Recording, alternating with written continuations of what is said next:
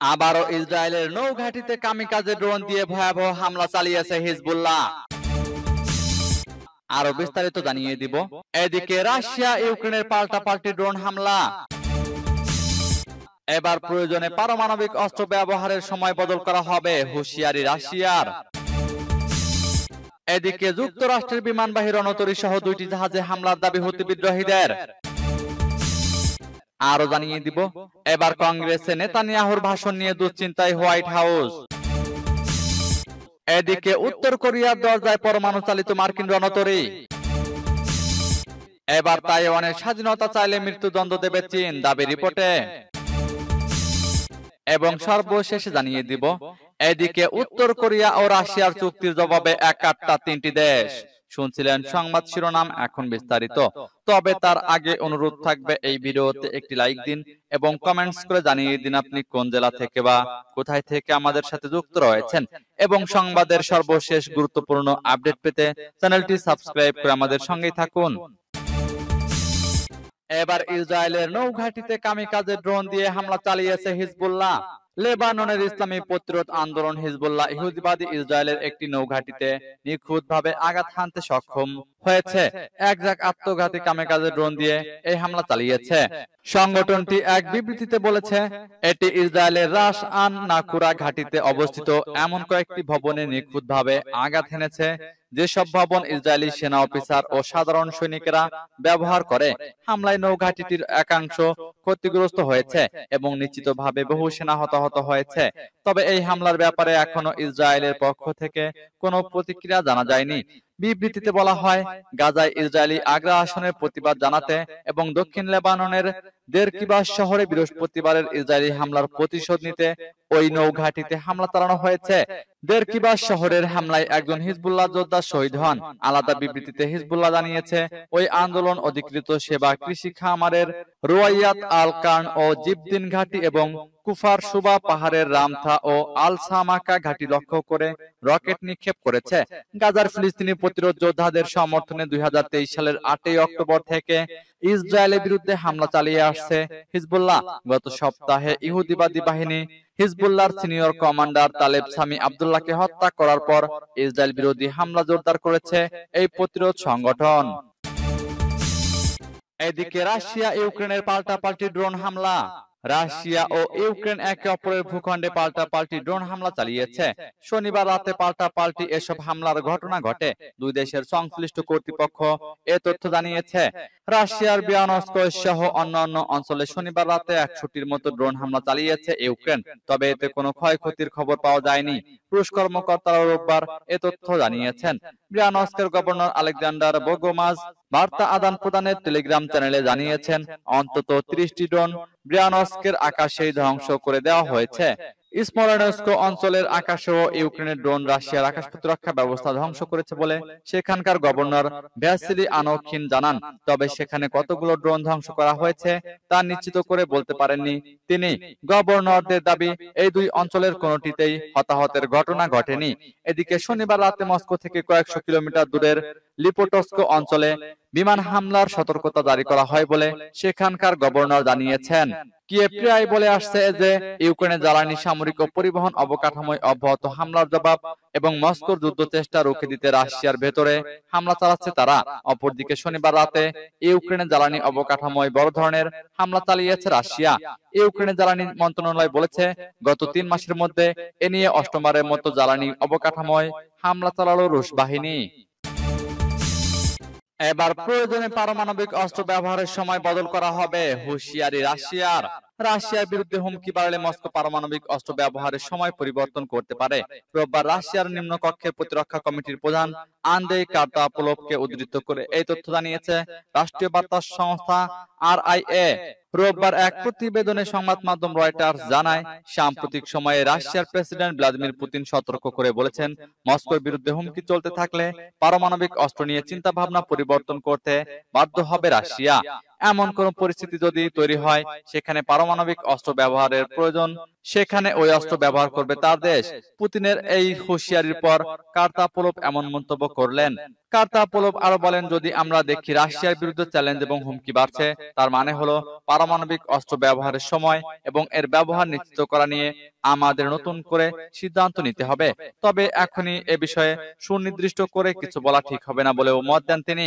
রাশিয়ার পারমাণবিক মতবাদে বলা হয়েছে, যখন কোনো দেশ রাশিয়ার উপর ব্যাপক ধ্বংসযজ্ঞ চালানোর উদ্দেশ্যে পারমাণবিক বা অন্য কোনো অস্ত্র দিয়ে হামলা চালাবে এবং রাশিয়ার অস্তিত্ব হুমকির মুখে পড়বে, তখন প্রেসিডেন্ট পুতিন পারমাণবিক অস্ত্র ব্যবহার করার কথা বিবেচনা করতে পারবেন।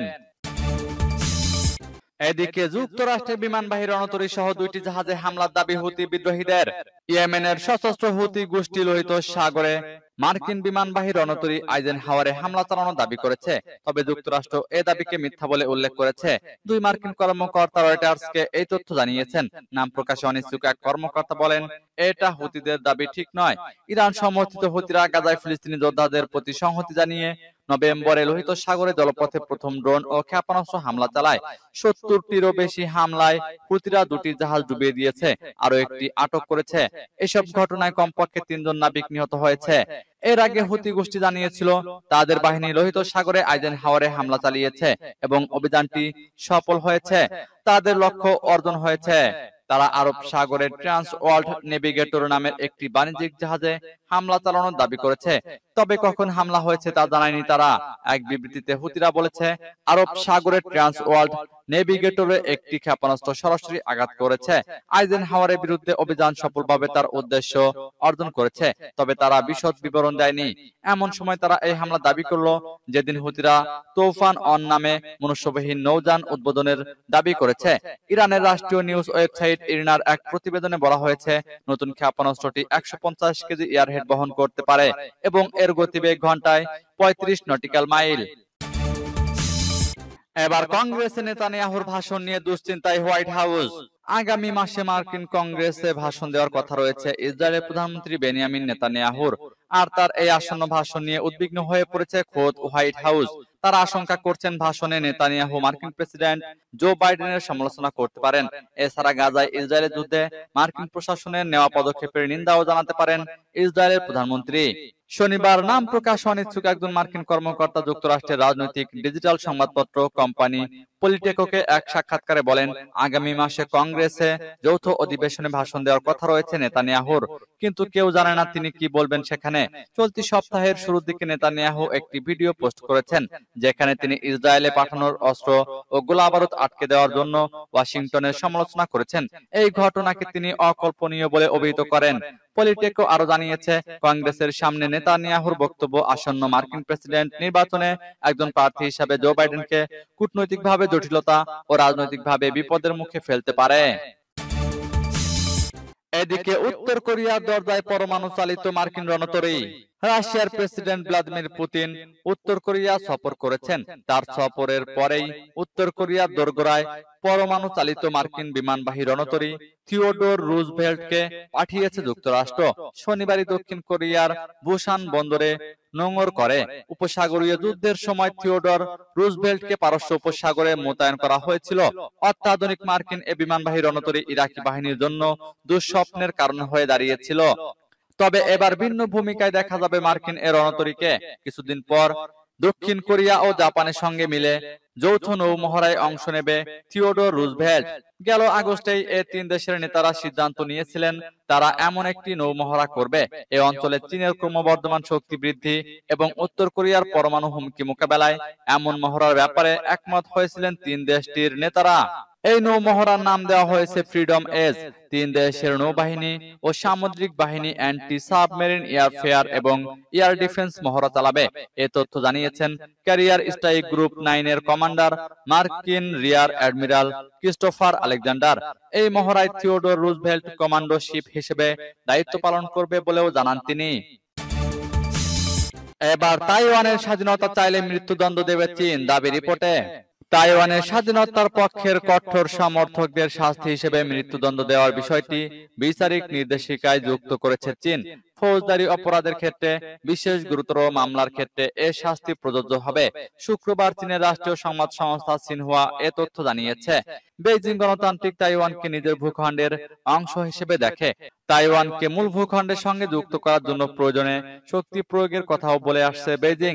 সম্প্রতি তাইপের উপর চাপ বাড়িয়েছে বেইজিং। এছাড়া দ্বীপটি ঘিরে বেশ কয়েকবার সামরিক মহড়াও করেছে চীন। তাইওয়ানের নতুন প্রেসিডেন্ট হিসেবে লাই চিংতে গত মাসে দায়িত্ব নেওয়ার পর সর্বশেষ সামরিক মহড়া করে বেইজিং। সিনহুয়া জানায়, শুক্রবার বেইজিং এর জারি করা নির্দেশিকায় দেশকে বিভক্ত ও বিচ্ছিন্নতা উস্কে দেওয়ার জন্য তাইওয়ানের স্বাধীনতার কঠোরপন্থী সমর্থকদের শাস্তির কথা উল্লেখ করা হয়েছে। এতে বলা হয়, স্বাধীনতার প্রচেষ্টায় যারা মূল ভূমিকা নেওয়ার চেষ্টা করবেন এবং রাষ্ট্র ও জনগণের মারাত্মক ক্ষতি করবেন, তাদের এ শাস্তি দেওয়া হবে। নোটিশে বলা হয়েছে, তাইওয়ানের স্বাধীনতার পক্ষে যারা ওকালতি করবেন তাদের 10 বছর থেকে শুরু করে যাবজ্জীবন কারাদণ্ড পর্যন্ত হতে পারে। চীনের এই নির্দেশ জারির পর দ্রুত প্রতিক্রিয়া জানিয়েছে তাইপে। তাদের পক্ষ থেকে বলা হয়েছে, পুরো তাইওয়ানে কোনো আইনি এখতিয়ার রাখে না বেইজিং। এছাড়া যে নিয়ম মানার জন্য বেইজিং নির্দেশ দিয়েছে তা তাইওয়ানের জনগণের জন্য মানা বাধ্যতামূলক নয়। এদিকে উত্তর কোরিয়া ও রাশিয়ার চুক্তির জবাবে একাট্টা 3টি দেশ। উত্তর কোরিয়া ও রাশিয়ার দ্বিপাক্ষিক সহযোগিতা চুক্তির জবাবে এবার দক্ষিণ কোরিয়া, জাপান ও যুক্তরাষ্ট্র নিজেদের মধ্যে নিরাপত্তা সহযোগিতা জোরদার করতে সম্মত হয়েছে। শনিবার দক্ষিণ কোরিয়ার পররাষ্ট্রমন্ত্রী চো তায়ে-ইউল গণমাধ্যমকে এ তথ্য জানিয়েছেন। তিনি টোকিও ও ওয়াশিংটনের সঙ্গে সিওলের নিরাপত্তা সহযোগিতা শক্তিশালী করার কারণ হিসেবে রাশিয়া ও উত্তর কোরিয়ার মধ্যে নতুন করে নিরাপত্তা চুক্তি স্বাক্ষর হওয়ার কথা উল্লেখ করেছেন। জাপান ও দক্ষিণ কোরিয়া আসন্ন গ্রীষ্মে এজ অফ ফ্রিডম নামের একটি যৌথ সামরিক মহড়া চালাবে বলেও জানান চো তায়ে। তিনি বলেন, আমি মনে করি এটি অর্থবহ এবং আমরা যুক্তরাষ্ট্র এবং জাপানের মতো বন্ধুত্বপূর্ণ দেশগুলোর সঙ্গে সময় মতো পরামর্শের মাধ্যমে ঘনিষ্ঠ সহযোগিতার মাধ্যমে বিশ্বকে একটি শক্তিশালী বার্তা দিয়েছি। চো তায়ে বর্তমান নিউ ইয়র্ক অবস্থান করেছেন। তিনি সাইবার নিরাপত্তা বিষয়ে জাতিসংঘের নিরাপত্তা পরিষদের বৈঠকে যোগ দিতে সেখানে যান। দক্ষিণ কোরিয়া এ মাসে নিরাপত্তা পরিষদের সভাপতিত্ব দায়িত্ব পাওয়ায় চো কাউন্সিলের বৈঠকে সভাপতিত্ব করেন।